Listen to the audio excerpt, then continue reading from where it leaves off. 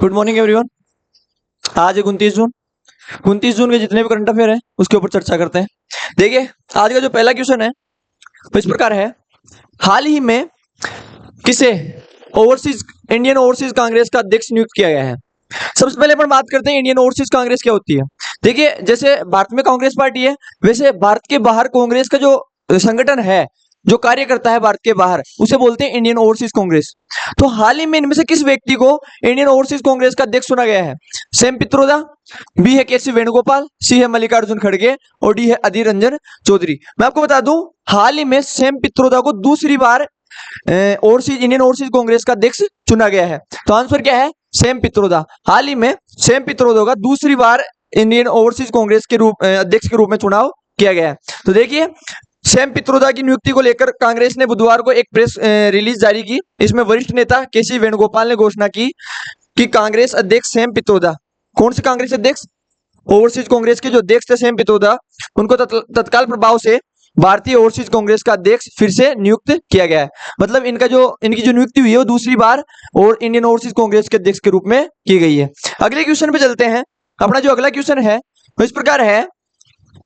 हाल ही में पहला अंतर्राष्ट्रीय डेयरी फेडरेशन एशिया प्रशांत शिखर सम्मेलन कहां आयोजित किया गया है?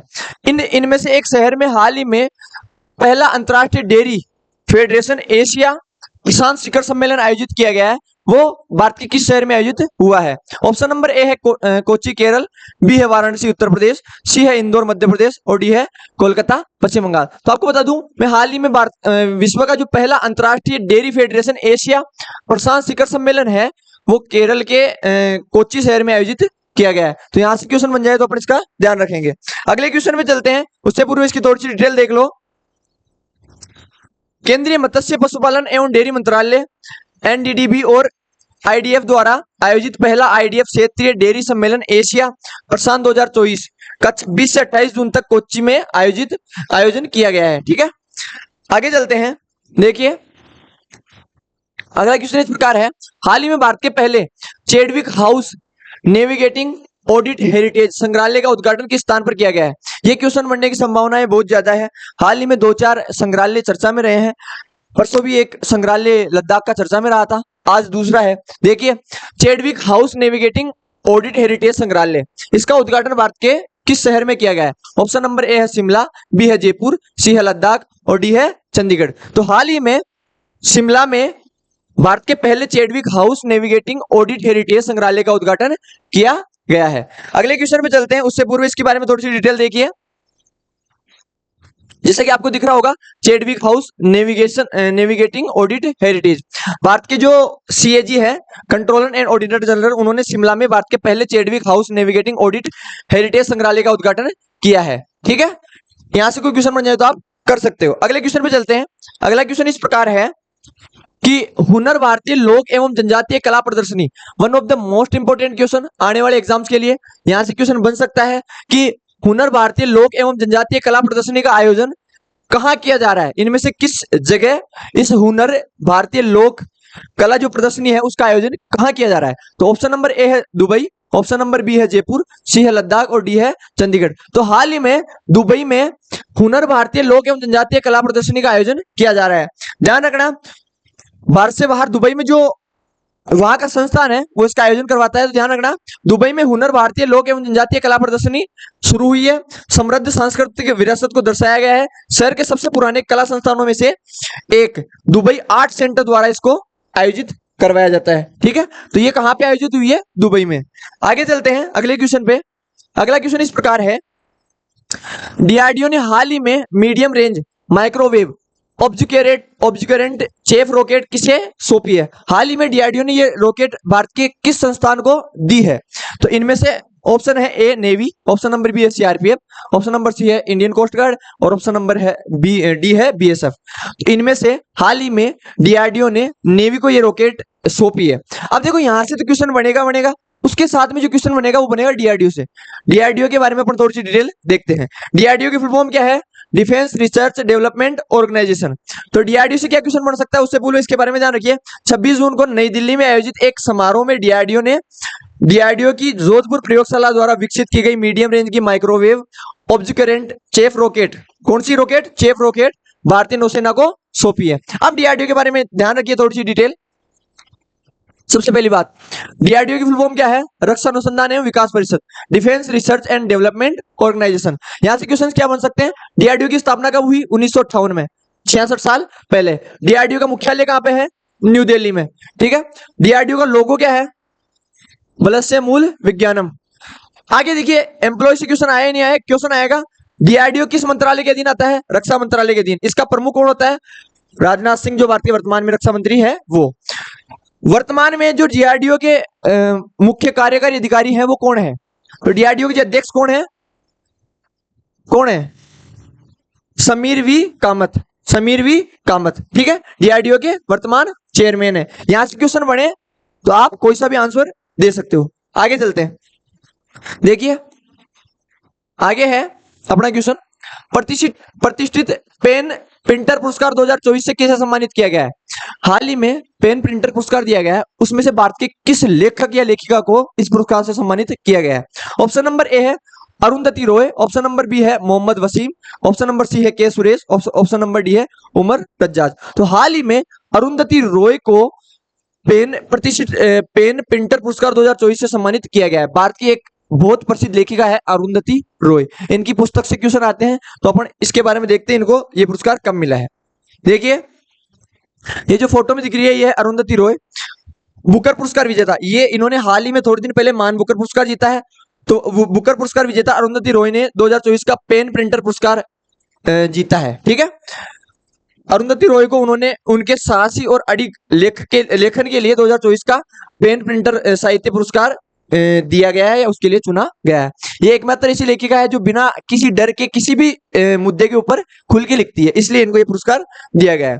आगे चलते हैं, अब यहां से इनकी जो पुस्तक हैं उनके बारे में एग्जाम्स में क्वेश्चन आता है, तो आप इनकी जो पुस्तक से कोई भी अभी वर्तमान में लिखी गई है इंपॉर्टेंट जो भी बुक्स है उनके ऊपर आप एक बार जाके देख सकते हो, ठीक है। आगे देखिए, अगला जो क्वेश्चन अपना इस प्रकार है कि आरपीएफ महानिदेशक मनोज यादव, पहला क्वेश्चन तो यही बन जाता है, वर्तमान में आरपीएफ के महानिदेशक कौन है? मनोज यादव। उन्होंने विधिक संदर्भ के लिए कौन सा एक व्यापक एप्लीकेशन लॉन्च किया है? ऑप्शन नंबर ए है संज्ञान ऐप, ऑप्शन नंबर बी है रेनम mango app, option number C है ब्लैक टीएस और ऑप्शन नंबर डी है मेक। तो इनमें से कौन सा ऐप है जो हाल ही में आरपीएफ के महानिदेशक ने लॉन्च किया है? तो ऑप्शन नंबर ए है संज्ञान ऐप। हाल ही में आरपीएफ के जो महानिदेशक है मनोज यादव, उन्होंने संज्ञान ऐप लॉन्च किया है। अब ये संज्ञान ऐप क्यों लॉन्च किया गया है देखिए यहाँ पे, संज्ञान ऐप का उद्देश्य नए और पुराने दोनों आपराधिक अधिनियमों के प्रावधानों को समझने के लिए व्यापक जानकारी प्रदान करने के लिए आरपीएफ कर्मियों को शिक्षित एवं सशक्त बनाने हेतु किया गया है। तो इसका जो मुख्य उद्देश्य है वो आरपीएफ के जितने भी कर्मचारी हैं उनको आरपीएफ के जितने भी कानून हैं उनको समझने के लिए इसको आरपीएफ के महानिदेशक ने लॉन्च किया है, ठीक है। अगले क्वेश्चन पे चलते हैं। अपना जो आज का अगला क्वेश्चन है वो इस प्रकार है, 2024 का राष्ट्रमंडल लघु कथा पुरस्कार किसने जीता है? इनमें से कौन है जिन्होंने 2024 का लघु पुरस्कार जीता है? यहाँ पे ऑप्शन पूरा आया नहीं है, एक बार इसके पूरे ऑप्शन देख लेते हैं। अपन देखिए यहाँ पे आएगा संजना ठाकुर, संजना ठाकुर। तो हाल ही में संजना ठाकुर को राष्ट्रमंडल लघु कथा पुरस्कार मिला है। मुंबई की 26 वर्षीय लेखिका संजना ठाकुर ने दुनिया भर के 7,359 प्रतिभागियों को हराकर 27 जून को लंदन में जीबीपी 500 कॉमनवेल्थ लघु कहानी पुरस्कार 2024 का खिताब जीता है। तो अगर कोई क्वेश्चन पूछ ले कि हाल ही में राष्ट्रमंडल लघु कथा पुरस्कार किसने जीता है, तो किसने जीता है? संजना ठाकुर ने। किसने? संजना ठाकुर। यह भी क्वेश्चन आ सकता है। आगे चलते हैं अगले क्वेश्चन पे। अगला यहाँ पे जितने भी 29 जून के जितने इंपॉर्टेंट करंट अफेयर थे वो खत्म हो गए। अब जितनी भी 29 और 28 जून की हेडलाइंस थी उनके ऊपर चर्चा करते हैं। देखिए सबसे पहली बात, हर वर्ष 28 जून को भारत में राष्ट्रीय बीमा जागरूकता दिवस मनाया जाता है। नेशनल इंश्योरेंस अवेयरनेस डे मनाया जाता है। अगला है संयुक्त राष्ट्र संघ यूएन कार्यालय की रिपोर्ट के मुताबिक विश्व में नशा करने वालों की संख्या 29.2 करोड़ पहुंच गई है।